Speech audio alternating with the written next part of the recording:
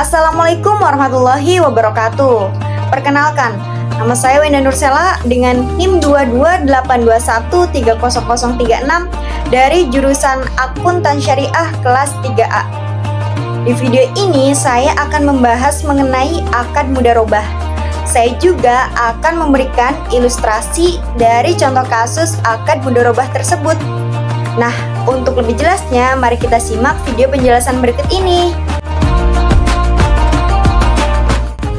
Apa sih itu mudharabah? Nah, mudharabah merupakan akad kerjasama atas suatu usaha antara dua pihak, pemilik modal dan pengelola dana. Pemilik modal atau sohib al-mal bertindak sebagai penyedia dana, sedangkan pengelola dana atau mudharib bertindak untuk mengelola dana milik pemodal. Sementara itu, keuntungan dibagi sesuai dengan porsi modal dan nisbah yang telah disepakati dalam akad atau kontrak.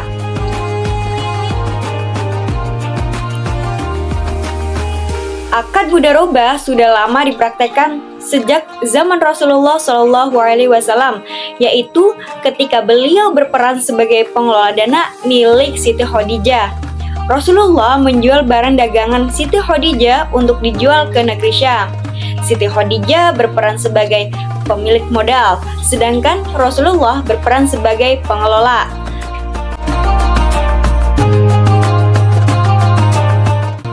Nah, ini dia adalah skema dari akad mudharabah.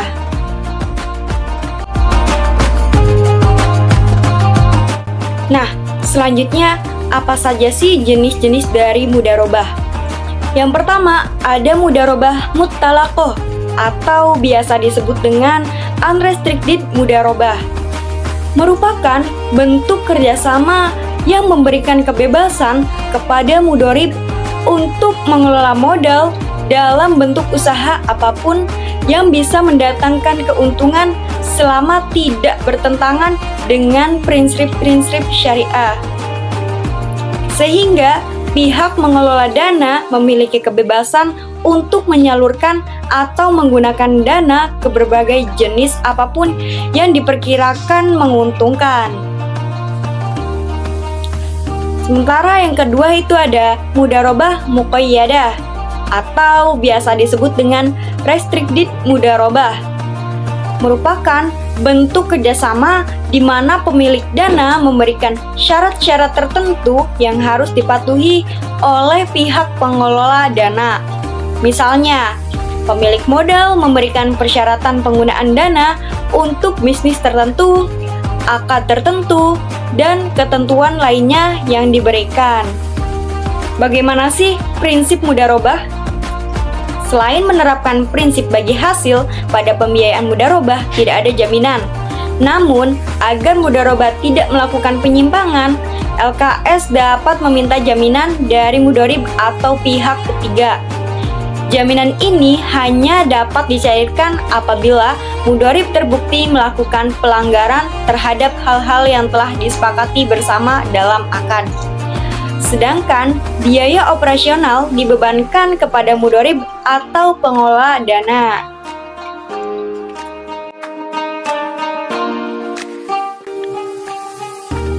Syarat dan rukun dari mudharabah. Yang pertama, yaitu ada penyedia dana atau sohibul mal. Kedua, ada pengelola dana atau mudharib. Ketiga, ada ijab dan qabul. Pernyataan untuk mengadakan akad antara penyedia dana dan pengelola dana. Keempat, ada modal atau mal, sejumlah uang yang diberikan oleh penyedia dana kepada pengelola dana untuk tujuan usaha. Kelima, ada keuntungan, yaitu jumlah yang didapat sebagai kelebihan dari modal dan diperuntukkan bagi kedua belah pihak. Dan harus dalam bentuk persentase atau nisbah dari keuntungan sesuai dengan kesepakatan. Yang keenam, yaitu ada kerja atau usaha, yang dimana kegiatan usaha dilakukan tanpa adanya campur tangan penyedia dana, tapi memiliki hak untuk melakukan pengawasan. Secara umum, ciri-ciri akad mudharabah yaitu Yang pertama, mengandalkan kerjasama antara sohibul mal dan mudorib. Kedua, pembagian manfaat antara sohibul mal dan mudorib berdasarkan pada kesepakatan yang telah dibuat bersama. Ketiga, sohibul mal menanggung risiko sebesar dana yang telah diberikan. Keempat, mudorib sebagai pengelola modal tidak menanggung risiko kerugian atas investasi yang dilakukannya sepanjang bukan karena kelalaiannya. Yang kelima, keputusan pengelola modal diambil oleh mudorib.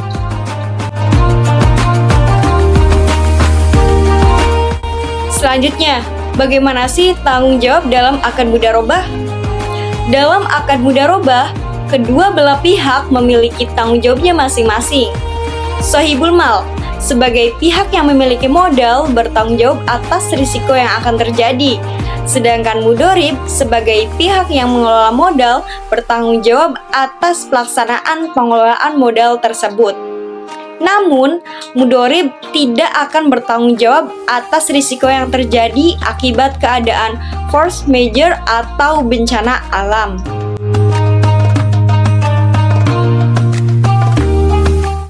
Akad mudharabah memiliki beberapa manfaat. Yang pertama, manfaat bagi peserta. Bagi peserta sebagai sohibul mal, akad mudharabah dapat memberikan peluang untuk mendapatkan manfaat dari investasi yang dilakukan oleh pengelola modal atau mudharib. Peserta juga tidak perlu mengeluarkan biaya tambahan untuk pengelolaan dana yang dilakukan oleh mudharib. Kedua, manfaat bagi pengelola dana. Bagi pengelola dana atau mudharib, akad mudharabah dapat memberikan kesempatan untuk mengembangkan bisnis atau investasinya dengan menggunakan modal yang tidak dimilikinya.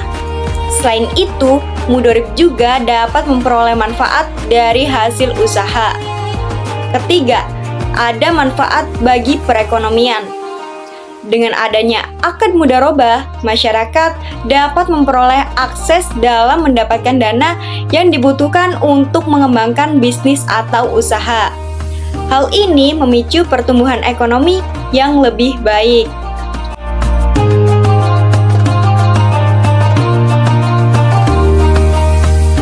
Kemudian kita akan masuk ke contoh dari akad mudharabah. Yang pertama itu ada penghimpunan dana yang menggunakan akad mudharabah. Nah, pada produk penghimpunan, nasabah bank syariah berperan sebagai pemilik modal dan bank syariah sebagai pengelola dana. Dana yang disimpan oleh nasabah akan dikelola oleh bank dan hasil usaha tersebut akan dibagi berdasarkan nisbah yang telah disepakati oleh kedua belah pihak. Lembaga keuangan syariah, khususnya perbankan syariah, memiliki banyak produk penghimpunan dana yang menggunakan akad mudharabah. Misalnya, rekening giro syariah, tabungan mudharabah, dan deposito mudharabah. Dan inilah adalah skema dari penghimpunan dana yang menggunakan akad mudharabah.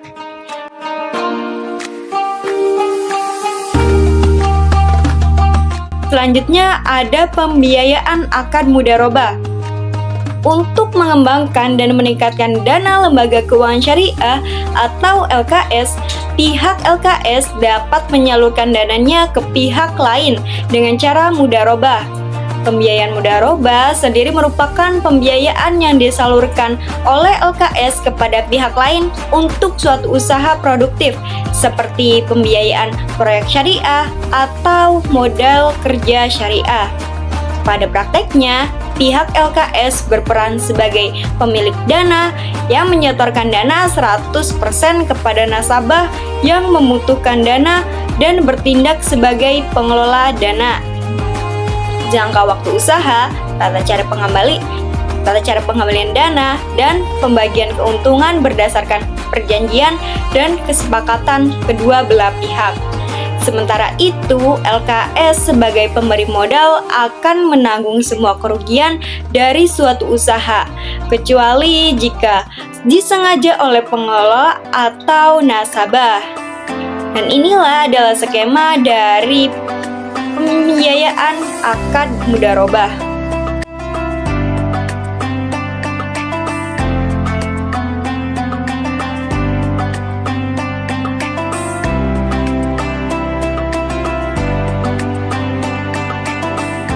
Pada tanggal 15 Januari 2022, Bank Syariah Sejati menyetujui untuk memberikan pembiayaan mudharabah kepada Bapak Zulkifli, yaitu seorang pengusaha pengangkutan di Kota Cirebon, sebesar 50 juta rupiah dalam bentuk modal kas dan modal non-kas, dengan nisbah yang disepakati yaitu 70 untuk bank dan 30 untuk Bapak Zulkifli. Penyerahan modal dilakukan dengan tahapan tanggal 25 Januari. Diserahkan kepada Bapak Zulkifli modal pembiayaan dalam bentuk uang tunai sebesar 10 juta rupiah. Tanggal 27 Januari diserahkan alat pengangkutan berupa 3 bus ukuran besar dengan nilai pasar sebesar 20 juta rupiah. Bus tersebut dibeli dengan harga 25 juta rupiah. Tanggal 28 Januari diserahkan alat pengangkutan berupa 5 bus ukuran sedang dengan nilai pasar sebesar 20 juta rupiah. Bus tersebut dibeli dengan harga 17.500.000 rupiah. Kemudian jurnal transaksinya yaitu yang pertama saat pembelian bus. Kita asumsikan semisal tanggal 5 Januari. Persediaan bus besar didebet sebesar 25 juta rupiah. Persediaan bus sedang didebet sebesar 17.500.000 rupiah. Kemudian rekening supplier dikredit sebesar 42.500.000 rupiah. Kemudian untuk transaksi di tanggal 15 Januari, pembiayaan disetujui dicatat sebagai komitmen Bank Syariah sebesar yang disetujui yaitu 50 juta rupiah. Jurnalnya kontrak komitmen investasi mudharabah didebet sebesar 50 juta rupiah. Kewajiban komitmen investasi mudharabah dikredit sebesar 50 juta rupiah. Transaksi pada tanggal 25 Januari yaitu penyerahan modal uang tunai sebesar 10 juta rupiah. Jurnalnya yaitu investasi mudharabah didebet sebesar 10 juta rupiah. Rekening mudharib dikredit sebesar 10 juta rupiah. Kemudian transaksi di tanggal 27 Januari yaitu penyerahan bus besar kepada Bapak Zulkifli dengan nilai pasar 20 juta rupiah, harga belinya yaitu 25 juta rupiah. Jurnalnya yaitu investasi mudharabah didebet sebesar 20 juta rupiah. Kerugian penyerahan aset mudharabah didebet sebesar 5 juta rupiah. Kemudian persediaan atau aset mudharabah dikredit sebesar 25 juta rupiah. Dan untuk transaksi di tanggal 28 Januari yaitu penyerahan bus sedang dengan harga pasar 20 juta rupiah dan harga belinya yaitu 17.500.000 rupiah. Jurnalnya yaitu investasi mudharabah didebet sebesar 20 juta rupiah. Persediaan atau aset mudharabah dikredit sebesar 17.500.000 rupiah dan keuntungan tangguhan aset mudharabah dikredit sebesar 2.500.000 rupiah. Kemudian atas laporan dari Bapak Zulkifli atas pengelolaan pembiayaan mudharabah diperoleh hasil bersih pengelolaan dana mudharabah sebesar 1 juta rupiah dan dibagi sesuai dengan nisbah yang telah disepakati yaitu 70 untuk bank dan 30 untuk mudharib. Sebelumnya kita harus menghitung pembagian porsi masing-masing. Untuk sohibul mal yaitu 70 dibagi 100 dikali 1 juta dan didapatkan hasilnya 700.000 rupiah. Sedangkan untuk mudharib yaitu 30 dibagi 100 dikali 1 juta rupiah dan didapatkan hasilnya 300.000 rupiah. maka jurnalnya yaitu kas atau rekening mudorib didebet sebesar Rp700.000 dan pendapatan bagi hasil mudorobah dikredit sebesar Rp700.000.